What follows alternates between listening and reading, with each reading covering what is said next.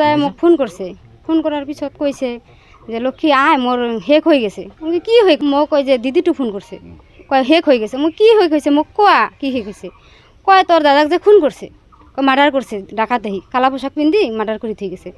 আমি কইছি তুমি কোন আছিলা, কয় আমি ঘরে ছিটকেরি মেরে আমি ঘুমাইছি। ঘুমার পিছত তারপরে কইছে কয় মোক ওলাব না দে, মোক ডেগার দোষে বুকত যে তুই নলাবি, একটা খুন করছি তোকে করিম।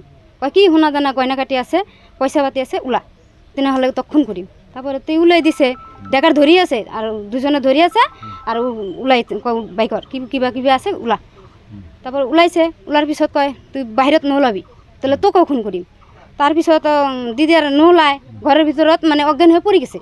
পড়ে যাওয়ার পিছত তারপরে কইছে পরে অজ্ঞানের পরে জ্ঞান ফিরিছে। তারপরে মোক ফোন করছে, ফোন করার পিছত কয় যে হ্যাঁ, ফোন করার পিছত কয় লক্ষ্মী আয় মোর যে হেক হয়ে গেছে। কি হেক হয়েছে, কয় তোর দাদাক যে মার্ডার করছে। আমাক ফোন করছে, ফোন করার পিছত আইসম, মানে আমি গাড়ি রিজার্ভ করে আইসম। আর পিছত তো তোর দশ সব লোক আর আমার বউ কই আছে হ্যাঁ এতিয়া আহিবি আর কি, এতিয়া আইফা নালাগে, এতিয়া লোক পিছফালে যাব কৈছে। পিছফালে আমি তো সোমাব না, আমার সৰু একটা ভাতিজা আছে সি সোমাইছে, এই ওয়ালটা খুলি দিছে, এই দরজাটা খুলি দিছে, এতিয়া আহি আমি সোমাই ভিতৰত সেইটা দেখা পালোঁ উলংগ হয়ে আছে, হ্যাঁ কাপড়টাতে মানে ঢাকি